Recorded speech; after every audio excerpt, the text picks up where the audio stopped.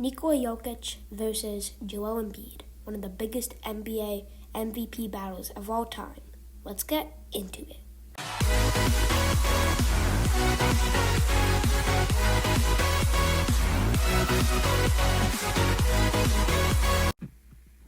What's up guys, NBA House here, back with another video. Today, we're going to be explaining who is the real NBA MVP, Nikola Jokic or Joel Embiid. First, let's take a look at their stats. So, Nikola Jokic is averaging 26 points, 56% from the field, 42% from three, 11 rebounds, and a roughly 9 assists on the season. While for Joel Embiid, he's averaging 29.6 points, 52% from the field, 38% from three, 11 rebounds, 3 assists, 1 steal, and 1 block. Embiid gets the edge for points, although Jokic is way more efficient than Embiid.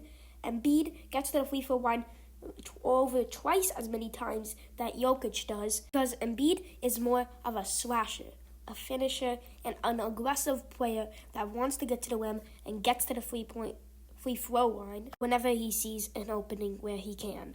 For Jokic, he's more of a back down player in the post and more of a fadeaway guy, a post hook. He's not really trying to draw fouls, and he's more of a shooter too. He's better in the pick and pop situations where Embiid is very inefficient in the pick and pops, although Embiid is having his most efficient season of his whole career, and Embiid is better in transition, but Jokic is better when the offense is settled and when everyone is ready. So Jokic can get his positioning in the post, have a nice screen, and then pop the three. And now for defense and offense. For Jokic on offense, he helps his team a lot. Compared to Embiid on offense, he helps his team a little bit. Mostly because Jokic's passing skills can find the open man, get them a three, and even score by himself easily. But then, on the other hand, Embiid's defense is a step better than Jokic's. Jokic is not the best interior defender, while Embiid is a great interior defender, a shot blocker, and they're both as good as each other on stealing the basketball, but when it comes to defense, Embiid takes that edge. So, Jokic on offense and Embiid on defense.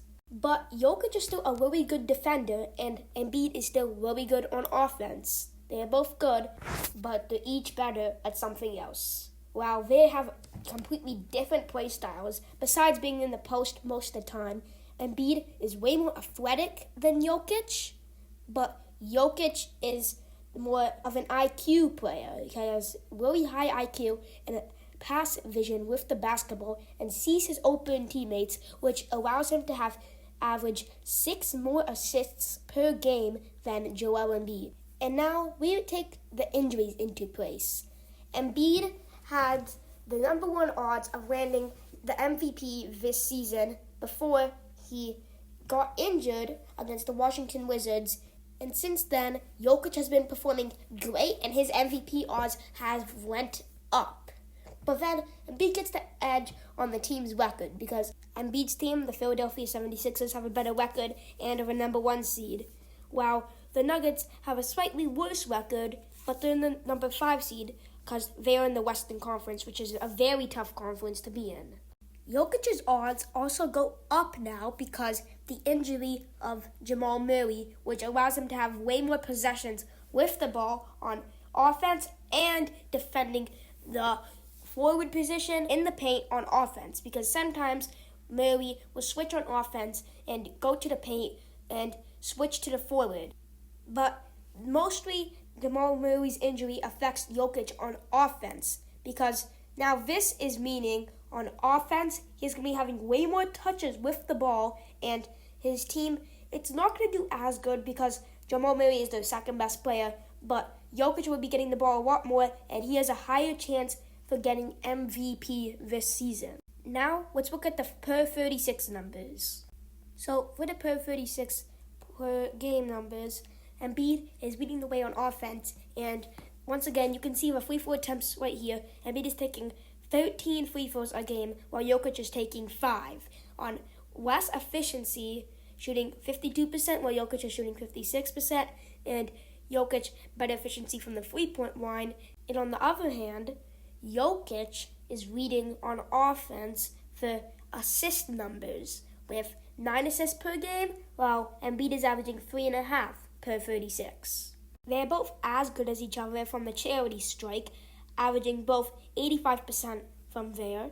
While Embiid, he's getting more blocks and he's jumping up more because he has higher athleticism. He jumps him up more on the ball and goes for the blocks. Jokic is more of contesting of a player. He contests more shots than Embiid instead of trying to jump for the block. Embiid can struggle in a lot of situations for his team in the clutch, which is leading for other players like Steph Curry to take shots in the clutch, because for Embiid, he can barely convert his three-pointers in the clutch. And you guys are probably remembering that game against the Jazz where he hit that clutch three to tie it. Yeah, that was like his only clutch three-pointer of the whole season. Embiid is not a clutch player, while Jokic has been having game-tying shots, game-winning shots, going back at it in the clutch, and just been backing people down and not missing a single shot in the clutch. While Embiid, he has been struggling. Sometimes he's even airballing in the clutch, and he's not as great in the clutch as Jokic, which can affect the team and not just the player, because it can cause to a loss. Jokic is also getting a slight edge on his dominance. Embiid has a huge dominance as well, and when he's backing people down and everything, he can just dunk on everyone. But if you have a good center, a big center like Embiid, and they play properly, play the wing everywhere, they can actually face up on Embiid and just make him struggle in a game. You saw Embiid against the Raptors, and he struggled. He barely had 20 points in any of those games. He wasn't even close to 20 points. He couldn't make it to the free throw line. And Baines was really stopping him. Yeah, even though Baines sucks, not Baines because he sucks, was actually stopping Embiid because he's a big body like him. So with Jokic though, he can just fade away over you, pull it from deep. No matter how much you contest him, he just has some crazy trick shots that just breaks the contest of your shot. And even if you try contesting him, it won't matter because he can just shoot over you. He knows where the net is. He knows where his teammates is. And he throws like some of the craziest behind the back passes, like behind the back to Murray, cutting for the way up when he can't even see him for the whole entire play. He always knows where his teammates are. And Embiid, sometimes he throws bad passes, lazy passes. He throws passes that goes out of bounds. So Jokic, he's been getting way better passes. And those 3 assists that Embiid is averaging, yeah, he is averaging them from like simple passes. He doesn't have some crazy passes, some skip passes like Jokic. It's just a simple pass in the paint, maybe a pass out to 3, but he does do some skip passes sometimes, and he doesn't mean that he's not a bad passer. He could kick it out to Danny Green or Steph Curry sometimes, and they can make it splash. But Embiid isn't the best passer all the time, and he struggles and gets frustrated a lot. Also, Embiid has a lot of weaknesses to his game, while Jokic, he doesn't have much weaknesses to his game. You can say he doesn't have the strongest defense, but he's still a pretty good defender, which that is the only spot that's maybe his weakness, but it's not really a weakness if you're an average NBA center. So, to conclusion, the NBA MVP and the better player out of these two is Nikola Jokic. Yes, it is a very close call. Embiid is neck and neck with him on his tail. Not just because of the injury, the style they both play. Nikola Jokic is the better player and is the MVP of this NBA season. So anyways, that's it for this video. I hope you guys enjoyed, and I'll see you guys in the next one. Peace.